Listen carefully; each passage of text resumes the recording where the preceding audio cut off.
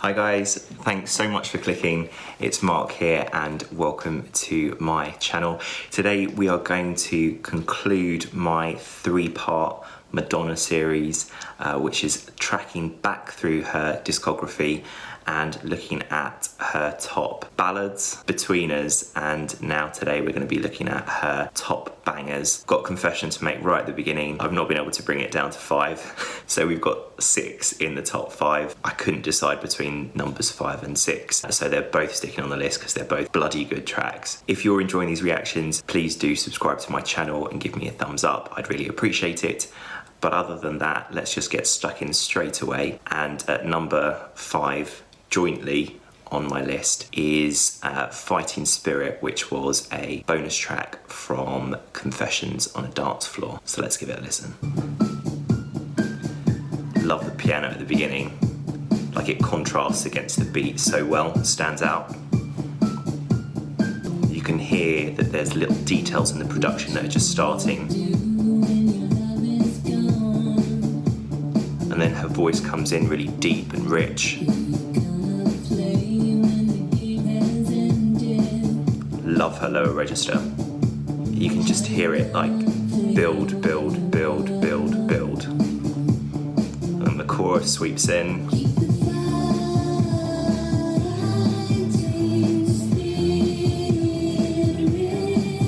She goes much higher on the chorus than she is on the verse. It's a really nice contrast between the two. The message is great as well, obviously, keep the fighting spirit of love. We've got some kind of like church bells going on with the production as well. And for me, I think the quality of this track is definitely up there with the rest of Confessions. And I think it was a real shame that it wasn't included on the normal version of the album.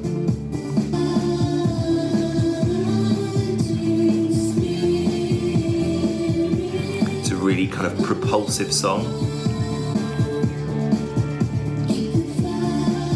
And then you've got the string section coming in, which really works with it as well. This song could have just been mixed into the rest of the album so easily. And it was only a 12-track album, so I think there was definitely room for this one as well. It's a really nice middle 8 here. Just reiterating the message of the song. Self-belief, keep going, keep pushing. Really enjoy how it breaks it down here as well. There's quite a lot of vocal modification going on, but actually it sounds really nice because you do get inflections of her actual voice still permeating through it. I think this whole album from start to finish was just so kind of intricate. The production was so intricate and detailed, and so much time was spent on it. You can really tell when you're listening to it. It must have gone through like edit, edit, edit, edit. As I say, I really enjoy Fighting Spirit. I think it's a great track, and it's a real shame that it was missed off the normal version because it now seems to have disappeared. I couldn't find it on iTunes or anything like that. So the version that I was playing is from a really, really old iPod on a sound system that I've got here. So that's probably why the sound's not so great. Okay, so the other track that is at number 5 for me, jointly with Fighting Spirit, is a track from Rebel Heart. I thought this was a real return to form for her, just the whole album. There were a couple of blips on it. I don't like Body Shot, for instance, but the rest of the album I thought was really strong and showed lots of different facets of what Madonna can do. But at number 5 is Living for Love, which I thought was a really strong and emotive and powerful comeback for her after a couple of not so good albums. So let's get stuck into Living for Love. I think even from the very first couple of beats you think, where are we going to go with this song? And then the piano comes in. Again, there's quite a lot of effect on Madonna's voice, but I really don't mind it here. You've got the backing singers coming in, which just already sound so good. And you can tell it's building to something, it's building to something. Really nice bridge there. And you get to hear some of her actual kind of strong, pure vocal coming through. And then it's just such a kind of energizing chorus. And then it switches it up here Really enjoy that and love her vocals over this bit. I think the production on this is by Diplo, probably among others. But I'm not dwelling on this crazy mess. I deserve the best and it's not you. You can just tell it's continuing to build. Backing vocals are getting louder. I think the thing that I love about this song so much is when it came out, the production sounds so fresh. I still think it sounds really fresh now, but at the same time, it's so classic as well. It sounds like classic Madonna, and I really love that fusion of the two kind of worlds. Really cool kind of like man's voice throughout the song as well. Another kind of facet of the backing vocals. I think the music kind of follows the message of the song as well. It kind of really raises you up with it. You can continue it, you feel it continuing to build. The whole song just kind of builds and builds and builds. And it's really a kind of life-affirming message that she's living for love.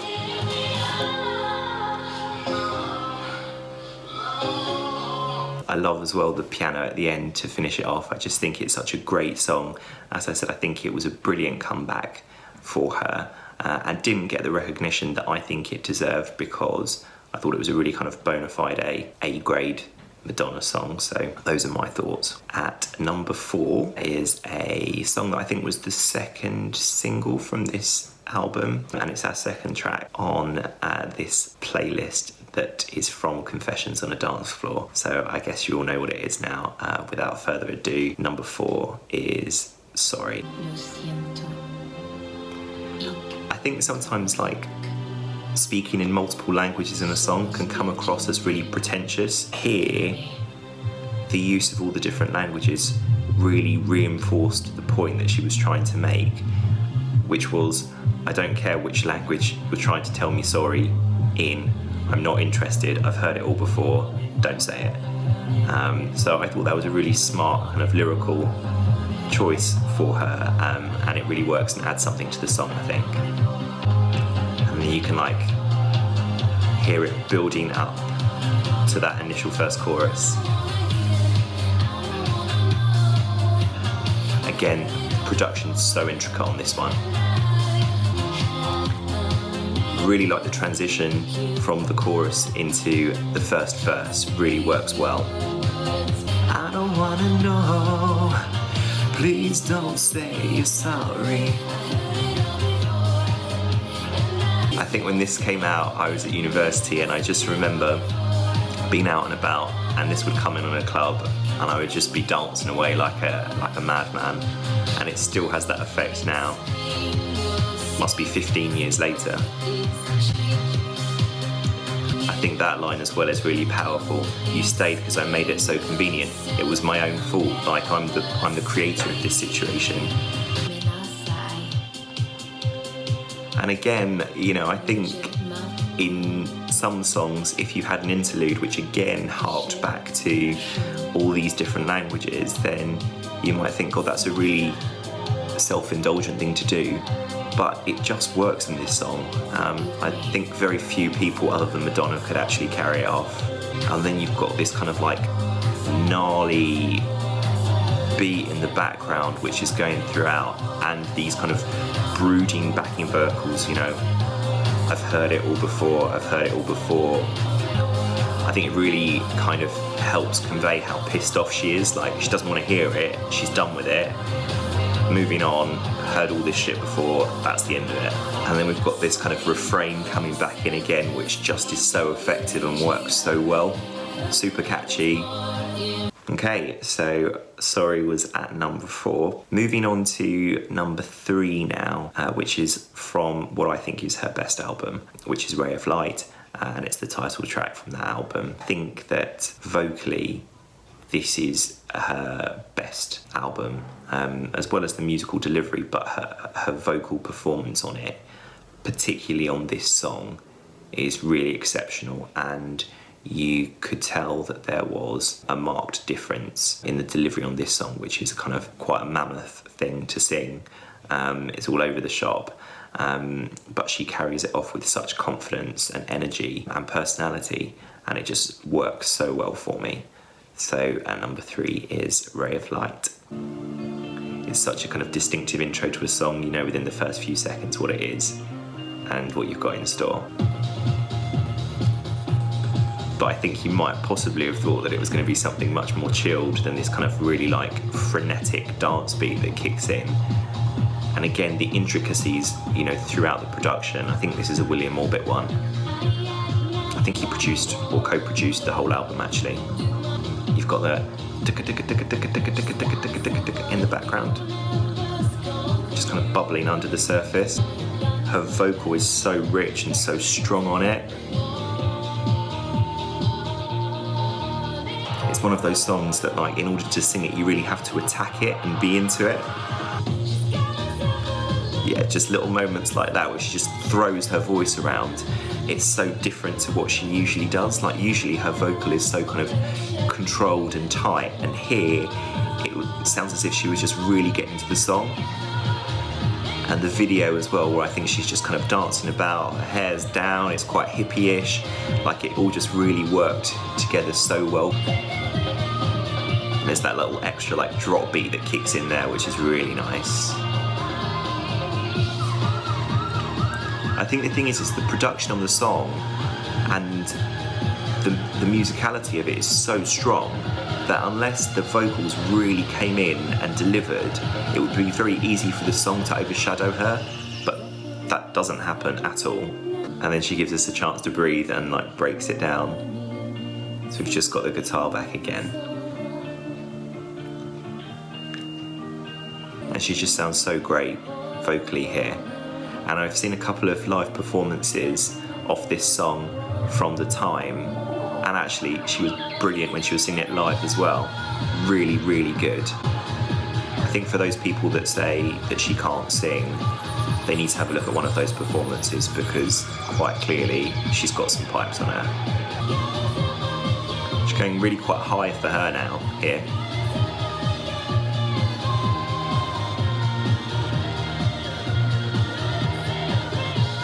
Got a bit of a growl going on, like you can just hear the passion that she's singing this song with.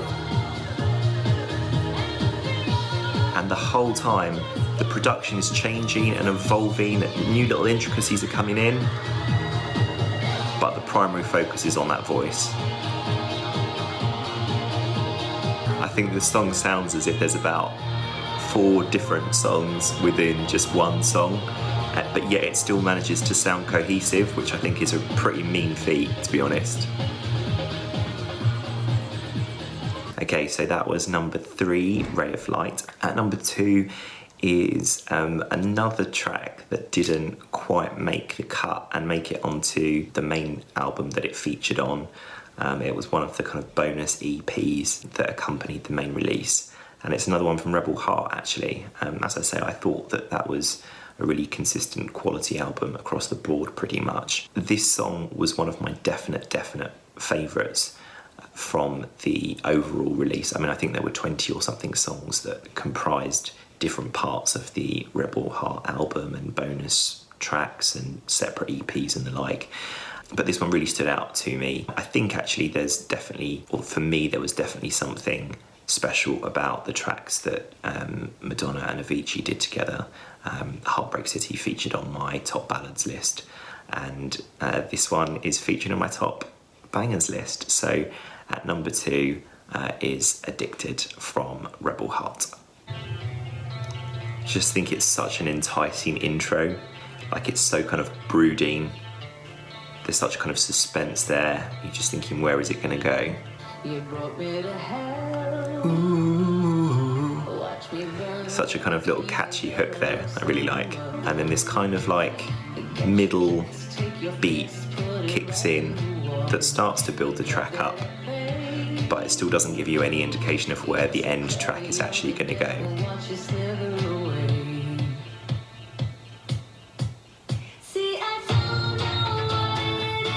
Just love that transition into the chorus, and where you've got this kind of really like frenetic guitar action going on, and then the kind of beat starts to kick in, it starts to build some more, and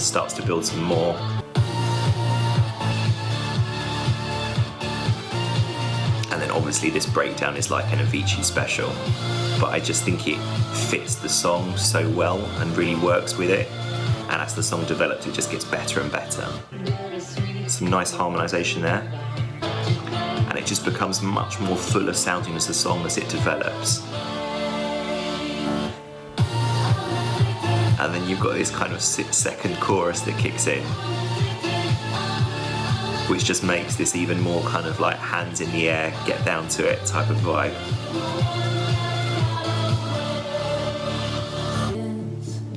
You get a really nice breakdown here as well, where it's a lot cleaner, unfussy. You just get to focus on what she's saying. And then actually here, she completely lets loose vocally, which is really nice to hear. And there's some similarities, I think, between this and Ray of Light in terms of she lets go of control, which again, I think is a really rare thing for her to do in this way. Okay, so that was Addicted at number 2. It's one of those songs that, because it was a bonus track, I never got to kind of hear when I was out dancing in a club or something, but it would be an amazing song to hear out in a club, especially when that second chorus kicks in with the EDM beat, like it really full on. I think everyone would be going absolutely wild at that point for it. So at number 1, now I usually say on these that I pick an unconventional number 1 that other people won't pick, but actually for me, this number 1 is probably number 1 on a lot of people's lists because it's just such a fantastic track. It was the first single from Confessions. I just remember the whole kind of promotional campaign that surrounded it was absolutely flawless. The track in of itself, amazing. The video was brilliant. You know, I'm not a hardcore Madonna fan, but I just remember watching that. It was, what, 2005, something like that. Just thinking, my goodness. And I'd never really given her my full-on attention other than the fact that my mum used to play Something to Remember on a really regular basis when I was little. So when this track came out, I just remember being completely in love with it. Instantly went and bought the accompanying album, and I just remember just blasting it out of my car at university on a kind of daily basis. Fast forward 15 years, this song still sounds just as good. Anytime you hear it out and about, people go absolutely wild, and there's a reason for that, which is that it's a brilliant, brilliant pop song. It obviously uses the sample from ABBA's Gimme Gimme Gimme, but uses it in a really inventive way that's not derivative. It creates something completely new, and the actual melody that she lays down is so catchy, and you know, it stands on its own, and the production throughout the whole track is absolutely fantastic with such intricacies and detail. So without further ado, my number 1 on my top 5/6 bangers of Madonna is Hung Up. Let's get into it. You just get to hear the little ticking of the clock coming in. And it's such a good refrain. The time goes by so slowly. You can just hear the Gimme Gimme Gimme sample starting to be introduced into the song, and already it sounds like it's going to be an absolute bop of a song. And just that beat just captures you straight away. I don't know how anyone could kind of sit down when this song comes on, and the way in which it kind of goes into that first verse. And just thinking back now, I can like visualize the video and the kind of dance moves that she was doing to it at the time, which obviously she looked amazing doing as well.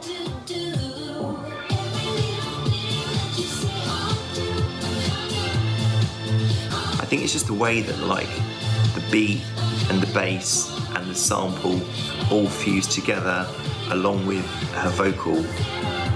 I love this bit.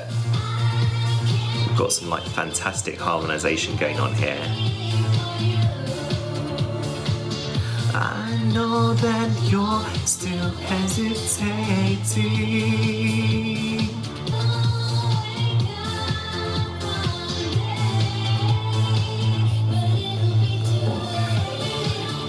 Such a great line there as well. You'll wake up one day, but it'll be too late. I'm hanging up, I'm off, I'm gone, we're done.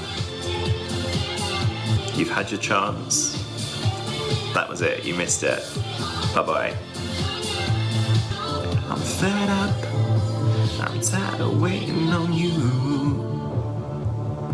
Love this breakdown as well. Gives people the chance to recover. The thing about this song as well is that it's actually really long. I think it's 5.5 minutes long, but there's just so much going on the whole way through the whole song. It just feels as if it's like your standard 3-minute pop song. And then you just got these intricacies again.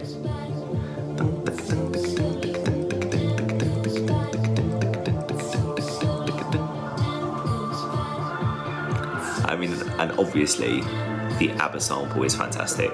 It just is.